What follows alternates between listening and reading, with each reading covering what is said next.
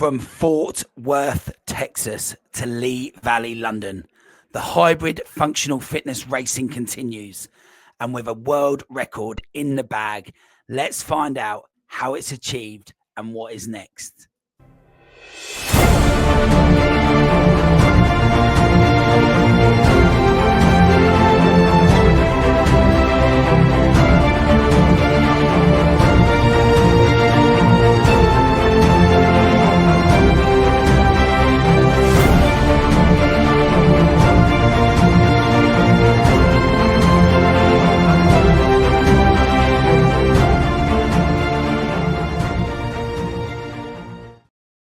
Hello and welcome to On The Rox podcast with me, Coach Marshy. Hope everyone is well and you are training hard, competing hard, and for the High Roxers in particular, having a good off season at this point of recording.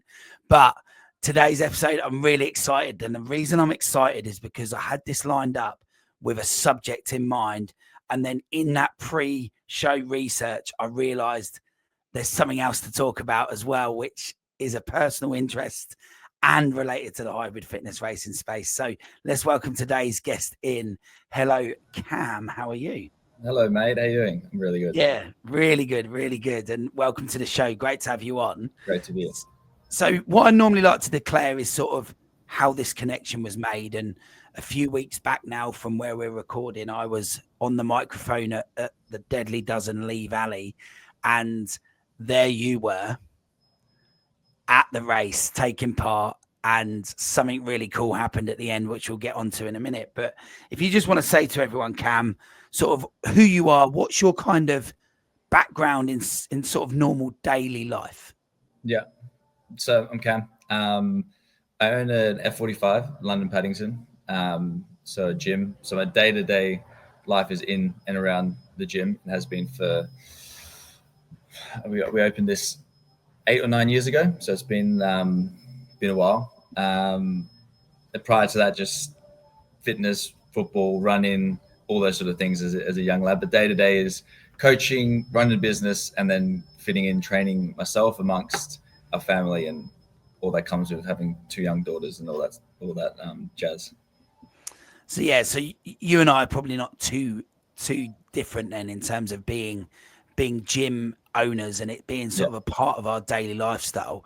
Would you say, in terms of the job itself, do you feel like you're living your work and you're living a lifestyle within the job, or is the job very separate still? Would you say it's part of just the lifestyle you lead? I'd say living my work, I think, if I understand it. We have a really good team here now at the moment. So we all train together.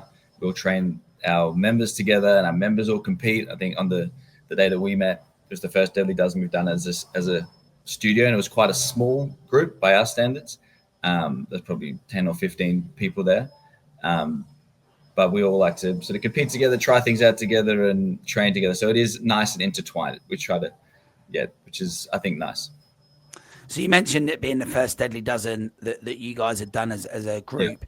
But in terms of sort of your background and the hybrid fitness racing scene, are you fairly new to this, or is it something you've done since the early days of it coming into the world? I think pretty early days. I think we could have even done the first High Rox in London back in 2021-ish. Yeah. Is probably when it was. There was probably 600 odd people. It felt massive at the time because it had never been done before. I think it was at the XL, and that was that was the first one we did. And from there, it was just sort of bookmarking High Rox each time it came around and doing it as a student. Got bigger and bigger.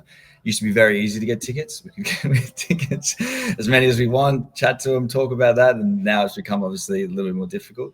But I think prior to that, we did F45. There's their own little version of the playoffs, which is a little fitness competition, which they've actually just changed. So we're doing that a little bit. But High Rox, I guess, filled that void for me and for the studio, for something to look forward to outside of just the gym. And as an F45 owner, and with that kind of the playoffs, I'm familiar. I know Sarah here in Cambridge. I'm sure you've come across Sarah in Cambridge. And So I'm familiar with that. We've shared coaches in the past as well in terms of our gyms. So Yeah. I'm familiar with the playoffs. Does that give your members kind of a platform to compete and use their training, so they've got somewhere to go and measure their training against, or is it a bit more of a team sport? That was basically what the playoffs was. It was a 10-minute fitness test, and to me it was harder than any of the High Rocks, Deadly Dozen. It was just 10 minutes of pure pain, but you can obviously, it's as hard as you make it. So it was basically a benchmark where they could get a score out of 1,000 roughly, and we did it regularly to do that, to benchmark their fitness in a sort of objective way. It was really good. It was very hard, but they've just now, F45 has redone it, and they're rebranding it to make it more, I guess, hybrid-y. You can do it in teams, you can do it in doubles, all that sort of stuff, which I think is on trend and makes sense. But before all these other races, that was what we were doing regularly.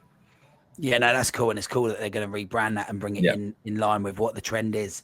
Yeah. So would you say your members and yourself are kind of, because of that concept, set up for the introduction of High Rocks, Deadly Dozen, Deca, Affix Games, all of these brands now? There's 100 fitness races all of a sudden. Definitely. And also we were doing like a lot of gyms, but like I was doing our own little competitions as well. My wife is a really good programmer, and she was doing the LP games that we had. We did trophies once or twice a year, which was hybrid-y without before the term was a thing. And inside ergs, a little bit of running, a little bit of this, plus some fun things. So I'm naturally a very competitive person. So we, even in studio, we're doing other competitions regularly, which I think got everyone in the mindset of pushing themselves a little bit to the limit and sort of competing. And as that kind of business owner and that fitness background and being a coach, and even from your wife's perspective as well, has this hybrid fitness racing world really given us that? Everyone says it's given us somewhere to go and take our training and measure ourselves. Whereas like if you're a runner, you've got the opportunity to do that. If you play sport like football, hockey, etc., you've got somewhere to kind of test that training. Now we've got it. How do you feel about that as a kind of coach and a business owner? Do you feel like it's brought a lot more to our industry? Definitely. I agree. I think it's a great time to be in fitness, be a gym owner, and have these things. As I said before, we were doing a lot of this stuff ourselves, which is good, but to take it outside, make it a bigger event, large scale, and have all these things that our members can put into the calendar across the year and train for. I think it's amazing. I think it's great for us as coaches and people that love to compete, and to be doing it alongside them. I think it's been like such a breath of fresh air for the fitness industry.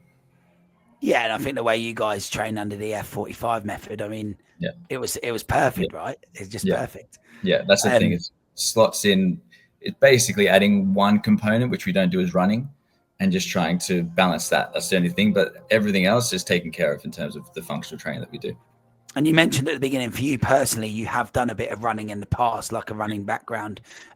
Just give us a little bit of insight into sort of what you've done with that and sort of at what sort of level you've decided to take that to.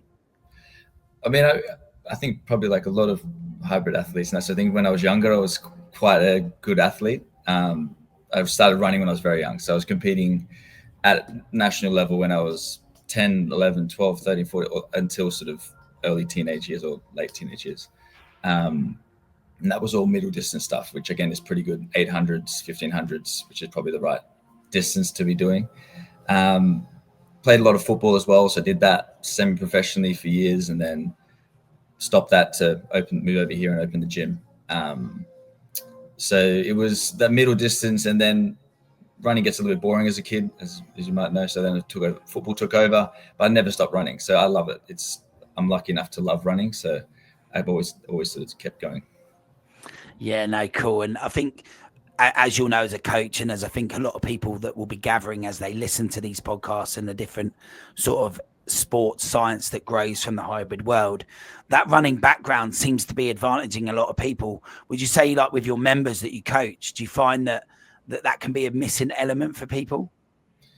Yeah, for sure. Because it's been such a big part of all these hybrid games is running. And there's a big part of me that's of a belief that for some people running just doesn't work for them biomechanically, and they can to an element, but when they're pushing their body so much and trying to dial up the volume so quickly, that it can be a little bit too much. So it's trying to temper that and do it sustainably for our team and our members, which I think is the biggest challenge, because everyone wants to go all in and add this component, which seems simple, but it can be pretty hard on the body. So tempering that, but if people have run before, even if it's 10 years ago, 15 years ago, they just had a bit of a background in it, it comes back fast. But if you've never run, it's about doing it sort of more sustainably. Yeah, I'd echo that. I think it's a massive challenge as a coach, isn't it? When people just see this volume figure that they've got to hit 50 Ks a week. And actually, the truth is like, if you've not done any Ks a week, you need to sort yourself out and build up to that. Yeah. And as a business owner, like you and your coaches, I'm always intrigued when I interview any sort of coaches around mobility and how much focus there is on that. Because what I find is with our members is that they'll ramp it up in terms of like the time and effort they'll put into the high rock specifics, the deadly dozen specifics, whatever, and they won't ramp up the kind of recovery with it to go hand in hand. Do you have the same problem? 100%. Yeah, the same. I think it's the same for us as coaches, as well as the same as our members. But I mean, especially touch wood with sort of F45 and functional training, we're pretty rare to get an injury or anything like that, those overuse injuries, because it's so dynamic and changing exercise all the time. There is a lot of mobility that goes into all the work. But when you are adding in such big volume of running and that sort of stuff, trying to drill into them that you can't do one without the other, and something's going to give. And for the most part, I'd say they kind of need to learn for themselves, even if we've told them 1,000 times. And then finally they come back and they say, actually, what were you saying about foam rolling and the trigger ball and this mobility exercise and the activation? But we do run hybrid run club style sessions here, and we do big mobility activation elements of that, so people can really see it. Again, my wife runs that because she's the pro at that. So they actually see real time someone talking them through it and trying to go, well, if you do this to begin with for the first 10, 15 minutes before you go for your run and before you do this, the results are so much better and you don't feel sore. But it's definitely more so a learning by a little bit of pain and then coming back to us. Yeah, no, absolutely. So F45 Paddington, you said, sorry. Yeah, Paddington. So you guys head over to Lee Valley, and let's just talk about it as a group really quickly before we specifically ask you a few bits about your race. Yeah. You turn up as a group, and you've done the High Rocks thing. You've been to those together. So you kind of know what's coming. As a group, how do you think the group found it going to sort of a different type of venue, the outdoors and the athletics track? And what was kind of the reactions of everyone when you got there? They loved it, and I loved it. It was such a nice vibe. It was one of the best things about it. We turned up. We could, go through it. It was free entry for one, which is lovely. And then it felt we got two really, like, one's 10 weeks old, one's just under 2 years, daughters, and we could pull the pram up right beside the track and set up there, and they were sitting and playing and chatting, and it felt like the right level of professionalism with a family, more relaxed vibe, which I think they've nailed.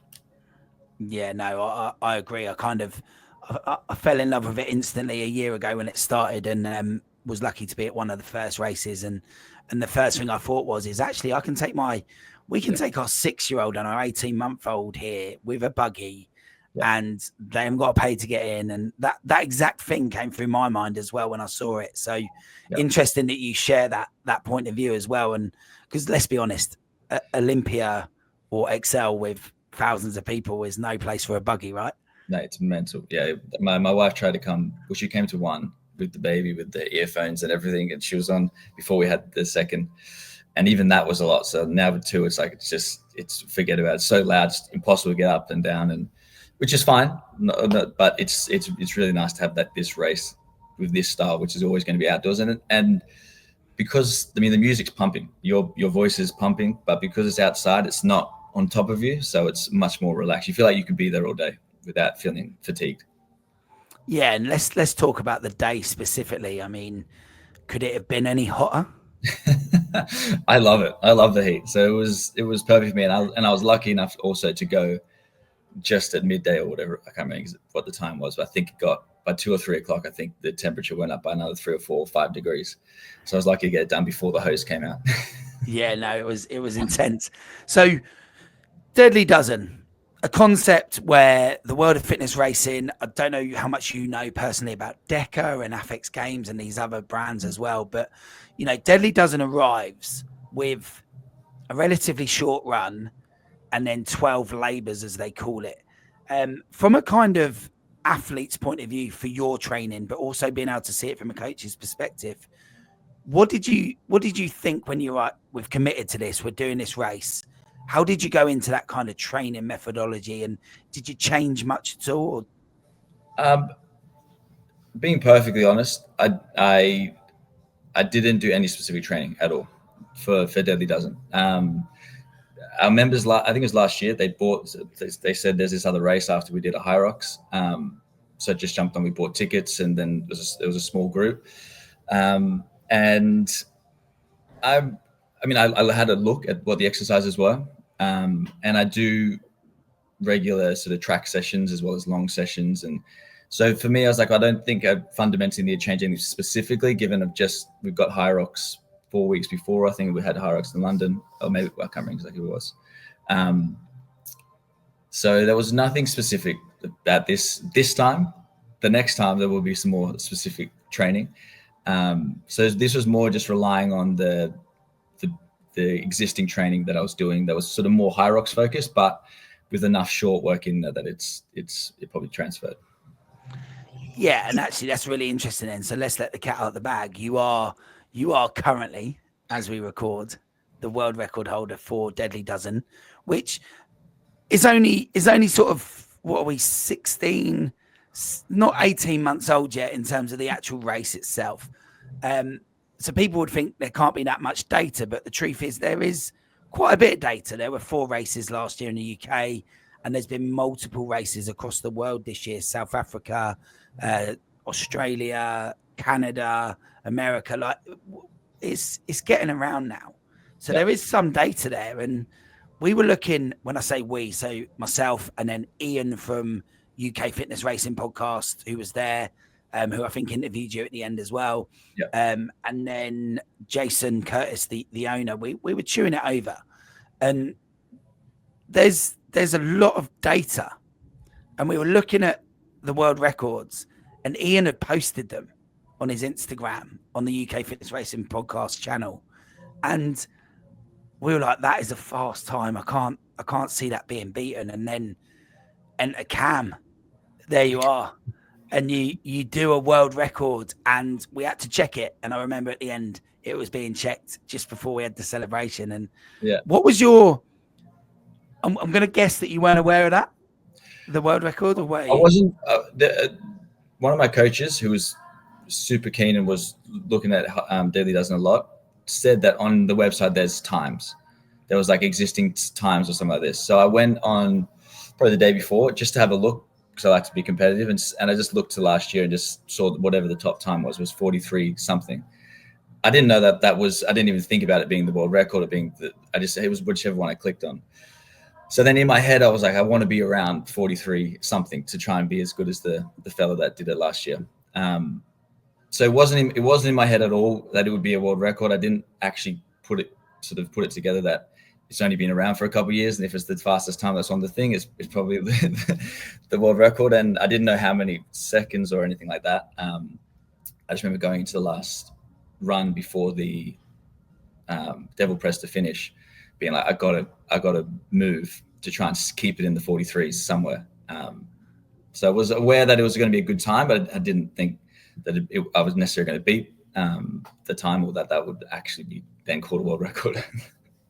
Yeah, no, it was good to watch, because normally someone would give someone on the microphone, which was my job for the day, the kind of information as it was going, as it was happening, it would have been noticed. And I don't know if anyone in the staff had actually noticed that it was happening in that kind of speed. And then you finished, and all of a sudden there was the commotion at the finish line because Jason all of a sudden was there, and he was like, I think that's a world record. Like, we need to check. And we checked it. And then you ended up being interviewed by the official media team and Ian asking the questions. When you go to a race, did you expect that to be part of your day where you'd get interviewed by the media team from the race? And no. I go to every race to try and win. Even though that doesn't often eventuate, you get things like High Rocks and there's thousands of people and this sort of stuff. I saw the I can't remember his name, the fellow that came in second. I can't remember his name. I saw him going around, and he was motoring on his runs, and I was like, okay, well, I just want to go all out. So I didn't expect anything to happen after. I just thought I want to try and be around about the best time as last year, and if I do that, then I'll be happy. But not really knowing the splits and where I should be, I just sort of got just before the end, being like, actually, I could be on for something that is in the 43s. Yeah, no, it was great to watch, and it's an achievement. And the funny thing is we've been in conversations about this conversation happening, and you kind of made a joke to me when we got in contact saying, you know, do you want to wait for the results this weekend to see if you need to pivot to someone else? I reckon, and you know, we're all beginners in Deadly Dozen really, but I think from what I've seen that might stand for a bit. That might, unless Billy comes back and decides that he's going to try and take it back again, the guy that had it originally. So, what do you think? Do you think with a block of training it could be a lot quicker? Yeah. I didn't feel particularly fast on my runs, and I think looking back at I had this in my head about sort of the only thing I could think about was running, how long that was going to be. So I felt okay, but I didn't feel light and fast. We sort of just had a new daughter 8 weeks earlier or something like that, so we hadn't really been sort of on top form. So I was feeling good, but I feel like that's somewhere that I could hopefully next time, and someone else will bring those splits down to consistently a bit lower. But I think we'll see. I mean, I think the other record was it was not much that I beat Billy by. So I'm sure if he wants to have a full crack at it, that it'll be a chance that he takes it back, which is nice. I'd like to come back next year and have another go. Yeah, I think it's worth saying as well, on the day of recording, we are this coming weekend, we've got Deadly Dozen again up in Macclesfield. So we'll see what kind of times go down there as well. Yeah. And perhaps they don't get as a hot a day as you did. So a question I've always got with the Deadly Dozen is the compromise running. People are learning this phrase from High Rocks, and anyone who's doing it will start to understand this idea of running where compromised. With the Deadly Dozen, with it being a short of 400 meters, how did you go about it in A, terms of attacking it, but B, that compromise feeling? Did it feel the same from the labors that you were doing in Deadly Dozen as it would High Rocks? And was that compromise feeling there? And did you have time to shake it at all? Yeah, it's definitely tougher to shake, because I feel like the first 300 or 400 meters in a High Rocks is when you're just trying to hold a pace, and you slowly come back to, get back to life. You recover after that first 300 or 400 meters, then you get into your rhythm.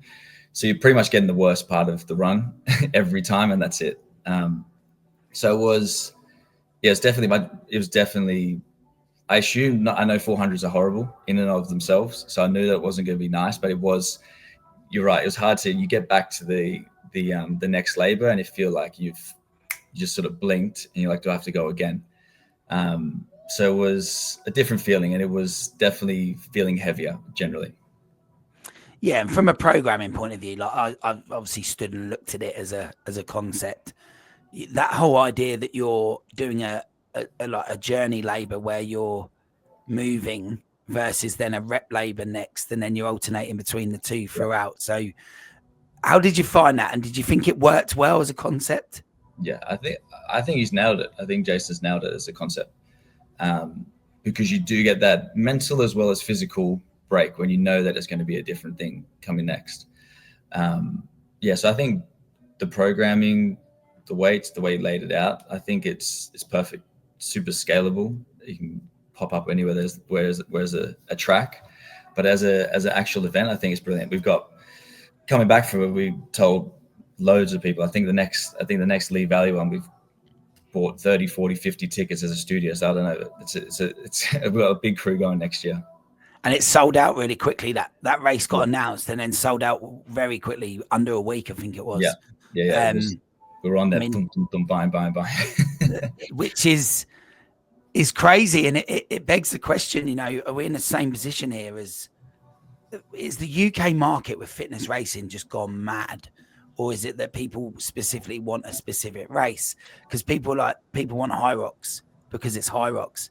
But Deadly Dozen have just managed to sell out the second only race at that same venue. So that tells me there's a demand now. Definitely.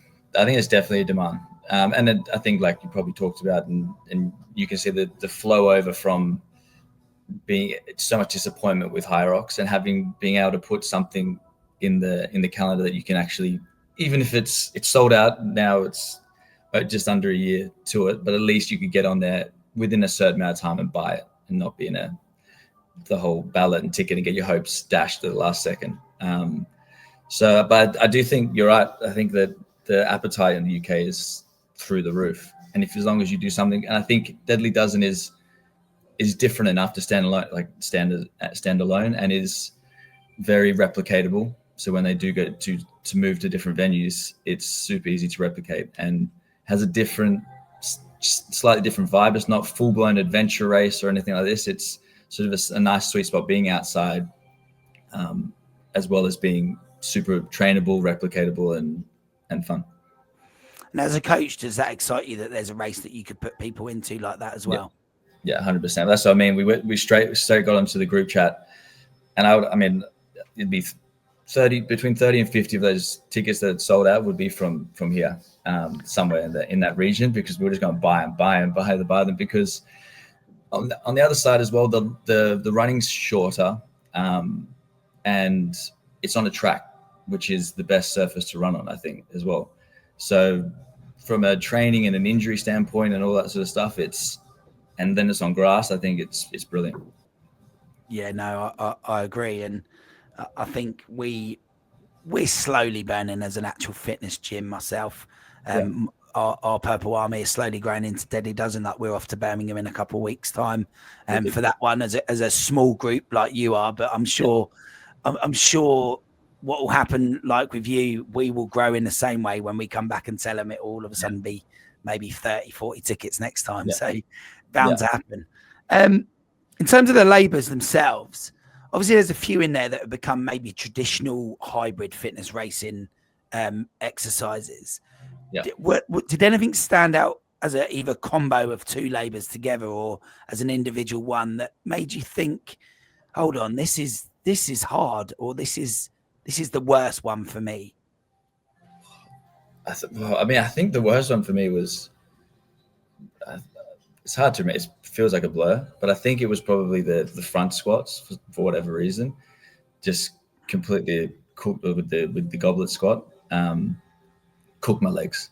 And then the tactics around like the carry, trying to do that again. I just think it's very, very smart, because your heart rate sort of stays up, but it gets a chance to settle a little bit, but still is up a little bit. Same thing with the plate over the head.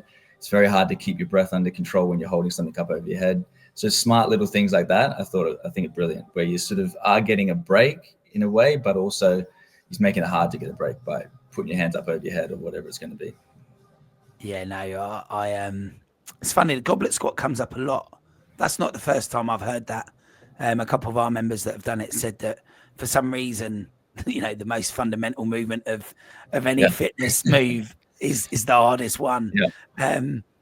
Maybe it's his placement. I do think it might be its placement, because it's kind of a false sense of security at that point. You look at it, that's all right. I do goblet squats and squats all the time. Then you try and bang a few out, and then your legs are gone. And you're like, okay, wait a second. Exactly. And to do 60, right? You're thinking, oh, maybe I need to slow this down, or I need to review what I was going to do and Yeah, go to sets of 10 rather than 3 sets of yeah, 15 or whatever. yeah.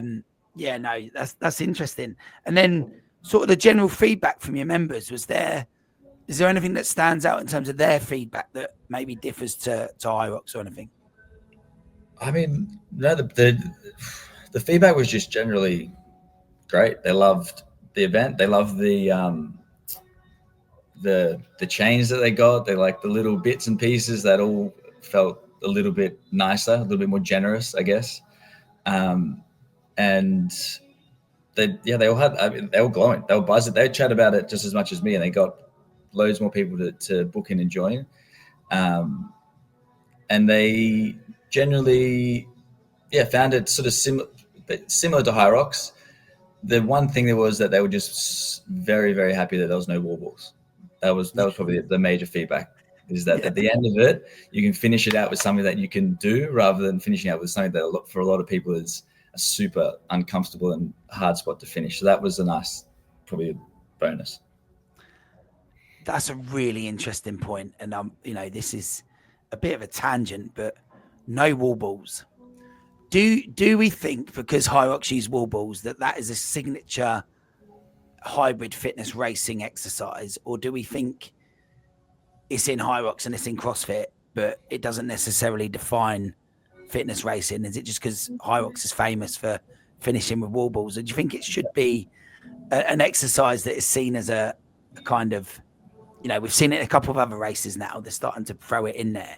Do you think it's a staple and defines fitness racing, or not really? No, I don't think so. I don't think it has to. I think it does define High Rocks in that genre. Maybe there's other people probably doing it now as well. I think it's also a really hard thing to judge, and it's really controversial in a lot of ways. And some people, for whatever reason, biomechanically find that really, really tough to do for your average sort of punter. So I think races without that are absolutely fine. I got no problem with hybrid races without that. I don't think I personally don't enjoy them, but I don't mind them at all in High Rocks. But I think generally it doesn't have to be in there. And then in terms of Deadly Dozen, it's space in this industry, and what you think it might happen to it. What's kind of your opinions on that in terms of where it'll go and where it sits in this world of fitness racing? I think it's going to blow up really quickly. I think even like my wife's uncle owns a studio in Thailand, a fitness studio in Thailand called Optimize, and he saw it and is like, I want to bring this to Thailand. I want to do this. And it's not obviously as straightforward, but you're finding a track and finding the right people for Jason or whoever else runs the business to put affiliations in place, and it can go so quickly because it's not the big production that comes with a lot of other races where you have to set up turf and loads of kit. I mean, you look at the amount of kit that was there. There was 3 or 4 bits of kit for each men and females and each thing, and it works. And they're all kit that's able to put into the back of a car for the most part. I mean, back of a van or whatever.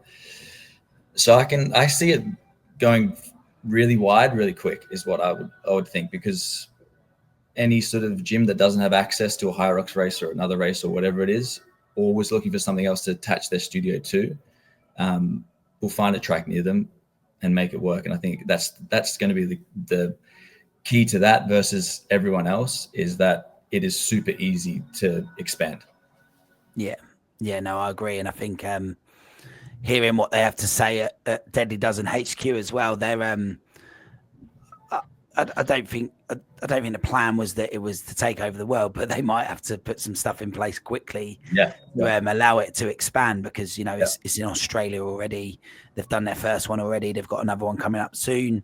There's been a couple in South Africa that have gone amazingly. Apparently, they've been really good in terms of take up of participation. So, and there you guys are down in London, and we're here in Cambridge, and we're thinking, right, we've got Lee Valley. we wouldn't mind. We wouldn't Yeah, mind no. another one or two around the place. So, you know, we'll see what they come up with. And I do know what I can say is I do know that they're working on looking at other tracks in the UK and making it more accessible within the UK as well. So, it should be pretty good. So, so that's kind of the Deadly Dozen. But in my research, I'm going through, looking through your Instagram, and something that I noticed whenever it was 6 weeks or so ago now, maybe longer, I don't know. I noticed something called, probably through the algorithm, you know, Red Bull and High Rocks and CrossFitters. I follow a lot of CrossFit, and I have done over the years. And I noticed this race called the Rancher Strong in Texas. And I kind of took notice of it at the time. And I was watching Matt B. Davis, so Hybrid Fitness Media in the States. He was there and he was reporting live on it and he was uploading his story. Did you meet him? I did. No, I did. Yeah. Yeah. So he was there and I noticed it because of that. I was talking about it only yesterday. And then in that research and the prep for this, I look on your Instagram and there you are flying around the Rancher Strong course. Yeah. Just give us no one's going to know. Very few people listening to this are going to know what that is. Give us a little overview of what it is and what it involves. So it was this event that Red Bull is hosted. And it's basic that I think their basic idea was let's throw a mix of different people in with a focus on rancher, being like farmers and people that work on these ranches, combined with CrossFitters and athletes and F45 people and normal gym goers, put them all together into a obstacle course race, which it's held in a rodeo stadium, the Coliseum down in Fort Worth, putting some farm exercises, pushing trailers, pulling things, climbing hay bales, with more obstacle course racing, Ninja Warrior sort of monkey bars and all that sort of stuff. And they put this event on in Fort Worth to see who would come out on top. I guess that was the big thing, with the farmers, with the ranchers, with the CrossFitters, with the Ninja Warriors, with the F45ers, whatever, win. So it was just this head-to-head sort of racing, which was done on times until to qualify for the finals and then go up from there. How did you get involved? I got involved through F45.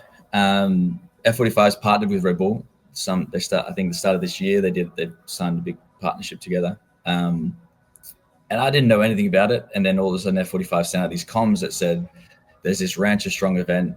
We want to send 8 people from across the world to represent F45. They basically gave us a fitness test to do in the studio and record it and send it up. And then they said they'd pick the people randomly from that top 50 of whatever is people that did that. So I did that with my team and was lucky enough to get pulled out the hat or whatever they did, and then flown over there with F45. So F45 is doing this background video on all the 8 athletes that they sent from around the world to go and represent in the rancher. Yeah. Is that what they did? They document it throughout the race today? Yeah. So document, so there will be an F45 little mini documentary series coming out about the 8 of us that went over and had a crack at it. So yeah, it was a bit of fun. And is that going to be available for people to see? It should be relatively soon, I'd imagine. So we had to do interviews and all this, wearing cowboy hats and do the whole thing. It was a lot of fun, and it was a really cool group of people. And none of us had any idea of what to expect. I mean, maybe some of the rant, I don't know, maybe the Ninja Warriors, someone knew what was going on, but we turned up basically cold, and yeah, it was really cool. Yeah, no, it looked epic. And there was a sled pull in there. And am I right in saying the sled pull, you sat on did you sit on like a horse box? Sit on a saddle, and then pull the thing in across the dirt. And it was fun. It was cool I love racing. So anything where it's just like go as fast as you can. It was that, but it was only two minutes or less long. So it was sprints, which was nice to not be in pain for 40 minutes to an hour. So yeah, probably quite good to watch as a spectator as well, I'd imagine. Yeah. They open up the doors around at the quarterfinals or whenever it was, and there was end up being a pretty decent crowd in there watching, which was cool. Yeah, no, that's really cool to hear and Yeah. great to understand it. So, so what I normally do at this part of the show is I kind of ask, we walk around sort of the 3 tips kind of question. But let's make it specific for what we've talked about. Not many people will have necessarily done a deadly dozen yet. So if you were now going to give people sort of 3 main tips going into a deadly dozen, what would you kind of recommend to them? 3 main tips would be, well, make sure you do interval training. I think that's super important for these sort of races. Get to a track and do your interval work on a track. I think also that as well for a lot of people, just try and find, if you can get to a track and do that. It doesn't have to be 400 meters, it can be 300, 400, whatever your session is going to be. I think it's much more specific. It keeps you more accountable to be spending a bit of time doing that. Other tip, I'm trying to think about what would be my biggest tips. And other thing would be probably incorporate your endurance work, your longer sessions. And then for me in here, it's like just keep doing F45 because we do all the movements other than we do everything basically. And work on, I guess, probably if I was going to do it, higher volume, finding and figuring out how to break down and how long it takes you roughly and how you would sort of go about breaking down 60 odd reps. Pretty simple, nothing, no rocket science there, but I'd say that get to a track and do your speed work there, keep the longer volume runs and that sort of stuff in your week, and then work on that high volume reps. Yeah, no, awesome. And it's good to hear that from someone who currently holds the world record. And, you know, hopefully you'll be holding that for a while. And if it does get broken, you can have a little look at Lee Valley next year as well. I've got a ticket, don't worry. So you've got a ticket. He's in. Yeah. Jason, if you're listening, Jason, he is in and he is going to remain ahead of you, Jason. I'm not going to talk about that joke because I wouldn't want to be like singled out as anything, but there was a nice little joke between you and Jason, which I'll let you guys keep that one between you if you want, unless you want to share. But you know, Jason loves racing his own race, and I think he loves it when he gets beaten as well. I think secretly he likes that people come in there and challenge him and do it, because he was for a while he was holding that, and then, you know, people came in and challenged him on his race. And you've probably seen things on social media where he does little challenges with various people. They do like DFTs now, deadly fitness tests, where they challenge each other as well. So it's quite cool, and it's looking like a cool community to be in. Has the last question on that, really, from a business point of view, has it changed your mindset at all, or changed anything with specific programming for you guys? No, as I said, we're lucky enough with F45 that we even do bear crawls and different stuff like that in the sessions. But it will probably will change some of our run club hybrid sessions that we do. One of those sessions a week, we always do sort of shorter runs. The other one tends to be longer, but we'll probably mix that up a little bit more coming into Deadly Dozen or coming into High Rocks, that'll probably be the biggest thing, is changing that sort of interval session for those compromised hybrid sessions that we do. Excellent. That's cool. And if anyone who's listened or watched today, Cam, wants to kind of follow your F45 or follow your journey, where can they find out about that? I mean, probably Instagram. I'm just getting back into that now. So the Instagram is F45 London Paddington, or my Instagram is my name, Cameron.Chu.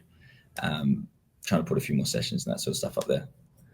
Cool. We'll whack it in the description so people can find it really easy if they want to have a look. Brilliant. So thanks for coming on, Cam. I really appreciate your time, and it was great to meet you a few weeks back, and I'm sure we'll meet again at some point as well in person. But really appreciate your time, mate. Thank you very much. And I want to say that I said at the start, but you smashed the emceeing on that day. was wicked. Thanks very much. Non-stop. He brought a great vibe. It was brilliant. Brilliant. Thanks very much. I appreciate that feedback. That's brilliant. No worries. Cheers. So, guys, if you've enjoyed today's show and there's anyone who wants to hear about what Cam's had to say or wants to get involved with Deadly Dozen, share this episode with them, send it over, tag them in the comments, whatever it is you need to do to let them know that this episode exists. If you could like, share, subscribe, comment, we really appreciate it as the small guys, because we're here for fun. We're here to grow the sport of hybrid fitness racing and enjoy the sport. So we really appreciate those additional likes and subscriptions that we do get. So again, thanks to Cam and thanks for everyone who has listened or watched. And I will look forward to speaking to you all again here on The Rox.